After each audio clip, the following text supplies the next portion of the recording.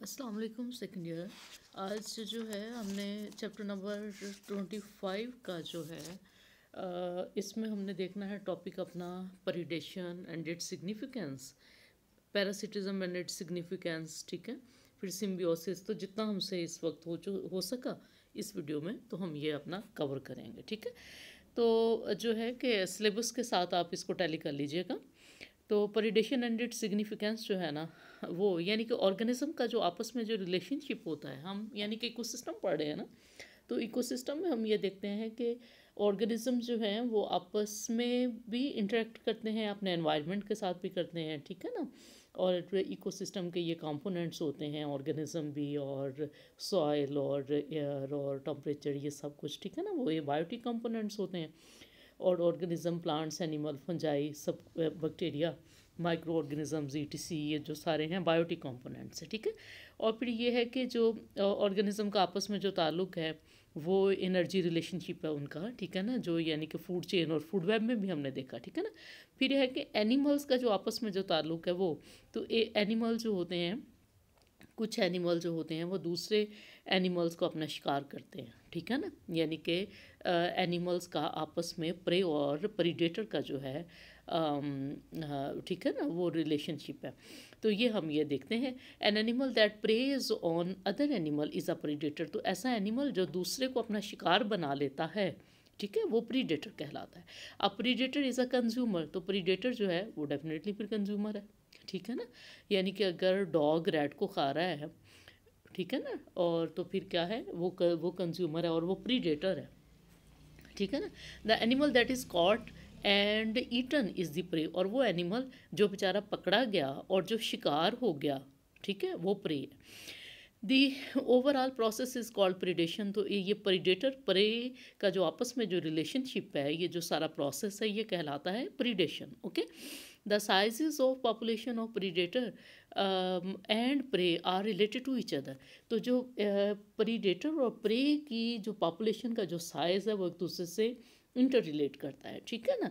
तो एक की जो है पॉपुलेशन का जो साइज़ है वो डिटरमिन करता है कि दूसरे की पॉपुलेशन कितनी होगी, ठीक है ना। The size of each population is determined by the size of the other. If a number of if the number of prey is large, अगर प्रे आपके पास बहुत ज़्यादा मौजूद है, ठीक है ना, अगर यानी कि जो वो ऑर्गेनिज्म जो प्रे के तौर पे यूज़ होने हैं, ठीक है ना, अगर वो बहुत ज़्यादा मौजूद हैं, तो फिर क्या है, this leads to an increase in the number of predators. तो इसका मतलब है कि जिनकी वो खुराक हैं वो ऑर्गेनिज्म भी ज़्यादा हो जाएंगे, ठीक है ना। As predator feeds upon the prey, the number of prey begins to fall.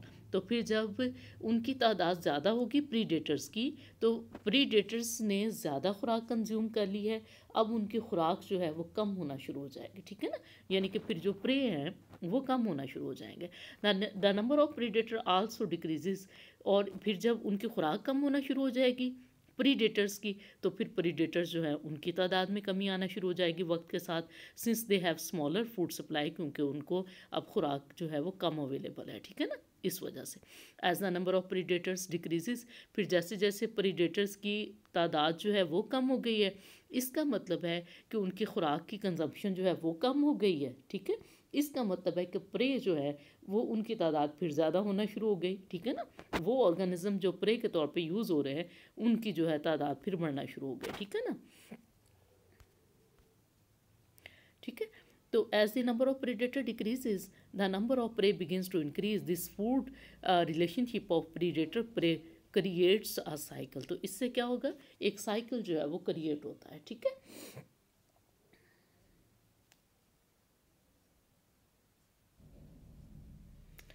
Okay, examples हैं इसकी जी, कैट और माउस की, ठीक है, यानी कि बिल्ली और चूहे की, ठीक है ना, फॉक्स और रैबिट की एग्ज़ाम्पल, सील और फिश की एग्ज़ाम्पल, ठीक है।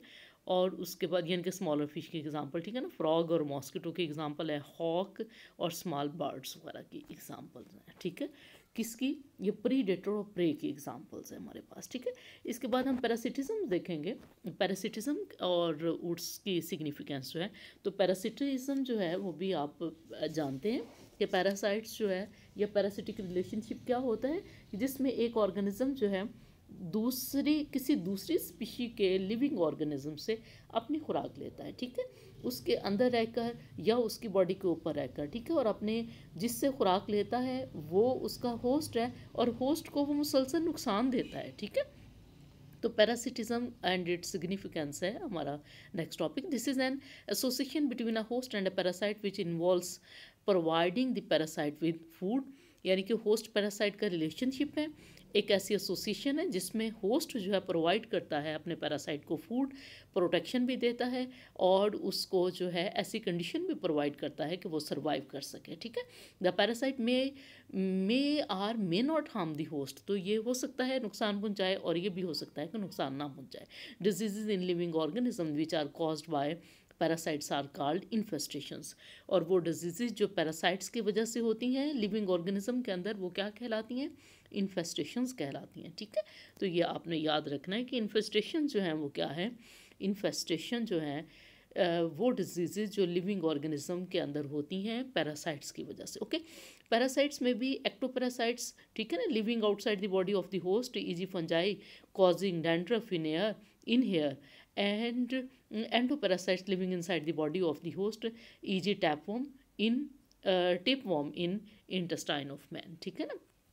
तो ये एंडोपैरासाइट के एग्जाम्पल हैं, ओके। और एंडोपैरासाइट के एग्जाम्पल्स आप बहुत सारी आप दे सकते हैं, आप प्लाज्मोडियम की भी दे सकते हैं, एंटामीबा हिस्टोलिटिका की भी दे सकते हैं, ठीक है ना, और भी बहुत सारी आप एग्जाम्पल्स एंडो की भी दे सकते हैं, एक्टो की भी वैसे बहुत सारी एग्जाम्पल्स हैं, ओके।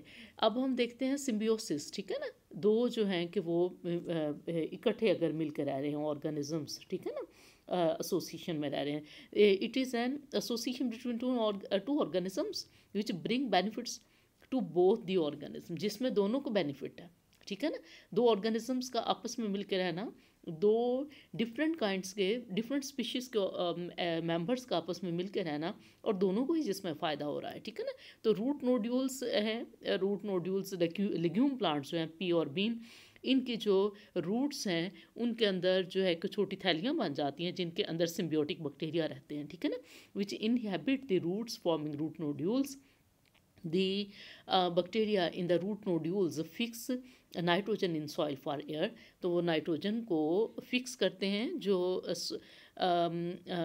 यानी कि जो यानी कि सॉइल और एयर में मौजूद हैं नाइट्रोजन, उसको फिक्स करते हैं, converting it into amino acids, और उसको अमाइनो एसिड में कन्वर्ट करते हैं, विच दी होस्ट यूजेस, और ये जो अमाइनो एसिड्स हैं इनको फिर होस्ट प्लांट जो है यानी कि लेग्यूम प्लांट जो पी और बीन है, तो वो प्लांट जो है उसको कंज्यूम करता है इन रिटर्न, और रिटर्न में पौधा उसको क्या दे रहा है, पौधा जो है उसका यानी होस्ट जो है वो उसको प्रोवाइड कर रहा है फूड और प्रोटेक्शन बैक्टीरिया को, ओके। सिम्बियोटिक बैक्टीरिया यानी कि जो रूट नोड्यूल्स में रहने वाले बैक्टीरिया हैं, ठीक है ना। माइकोराइजी है एक बहुत बड़ी एग्जांपल हमारे पास सिम्बियोसिस की, तो माइको जो है फंजाई है और राइजी जो है वो जो रूट हेयर्स है, एसोसिएशन है प्लांट्स के रूट्स के साथ फंजाई की, is an association between the roots of plants growing in acid soil and certain fungi, यानी कि एसिडिक सॉइल जो है उसके अंदर जो प्लांट्स ग्रो करते हैं उनकी रूट्स के और कुछ फंजाई के जो टाइप्स हैं उनके आपस में उनके दरमियान में जो रिलेशनशिप है वो माइकोराइजी है, ये भी आपने फर्स्ट ईयर में देखा है, ठीक है ना, चैप्टर नंबर 8 में द होस्ट, और मेरा ख्याल है कि चैप्टर नंबर 11-12 में भी कहीं देखा है उसको, ठीक है ना, माइकोराइजी को, एंडोमाइकोराइजी, एक्टोमाइकोराइजी, ये वो।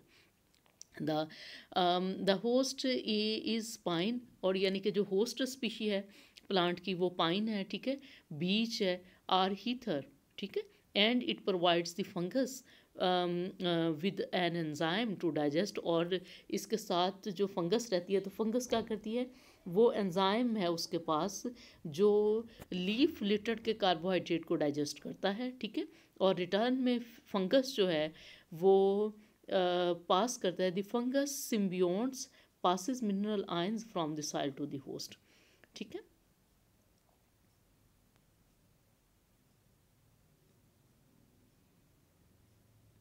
ठीक है, सॉरी, यानी कि जो ये जो प्लांट होस्ट है ना इस पाइन बीच या हीथर जो है, ठीक है ना, तो ये दे रहा है उसको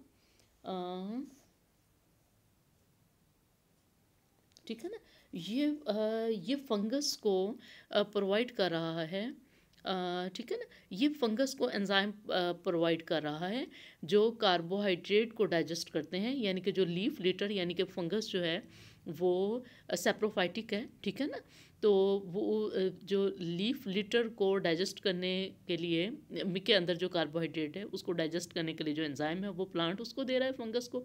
और फंगस क्या कर रहा है, फंगस जो है सॉइल से जो मिनरल आयंस जो है ना वो एब्जॉर्ब करके जो अपने होस्ट प्लांट को दे रहा है, ठीक है। फिर इसके बाद है जी म्यूचुअलिज्म।